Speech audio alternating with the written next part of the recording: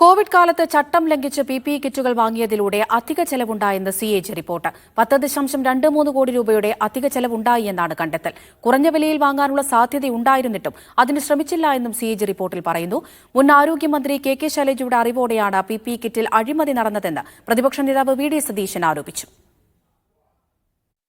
2020 March മുതൽ May വരെ 5 സ്ഥാപനങ്ങളിൽ നിന്നാണ് ആരോഗ്യവകുപ്പ് PPE കിറ്റ് വാങ്ങിയത്. 2,56,000 കിറ്റുകൾ വാങ്ങാൻ 24.18 കോടി രൂപ ചെലവായി. PPE കിറ്റുകളുടെ യൂണിറ്റ് നിരക്ക് 545 രൂപയാക്കി സർക്കാർ നിശ്ചയിച്ചിരുന്നു. എന്നാൽ ഇതിലും കൂടിയ നിരക്കിൽ കിറ്റുകൾ വാങ്ങിയെന്നാണ് CAGയുടെ കണ്ടെത്തൽ. കുറഞ്ഞ വിലയിൽ കിറ്റുകൾ സാധാരണ വിതരണക്കാരിൽ നിന്നും പ്രാദേശിക വിപണികളിൽ നിന്നും ലഭ്യമായിരുന്നെങ്കിലും അതിന് ശ്രമിച്ചില്ല എന്നും കണ്ടെത്തി. കുറഞ്ഞ ഓഫറിൽ ലഭ്യമാകുമായിരുന്നിട്ടും 300% വരെയോ അതിലും ഉയർന്നതുമായ നിരക്കിൽ 5 സ്ഥാപനങ്ങളിൽ നിന്നുകൂടി PPE കിറ്റുകൾ വാങ്ങി. ഇതിലൂടെയാണ് 10.23 കോടി രൂപയുടെ അധിക നഷ്ടം. 13.95 കോടിക്ക് ലഭിക്കേണ്ടതായിരുന്നു 2.5 ലക്ഷത്തിലധികം PPE കിറ്റുകൾ. Mercies and pharma, A&A trading ventures private limited, Mercies Innova caution private limited, BNS health aided limited, Mercies Kitex garments ഈ സ്ഥാപനങ്ങളിൽ നിന്നാണ് കിറ്റുകൾ വാങ്ങിയത്. യൂണിറ്റ് നിരക്കിന് അധികമായി 800 മുതൽ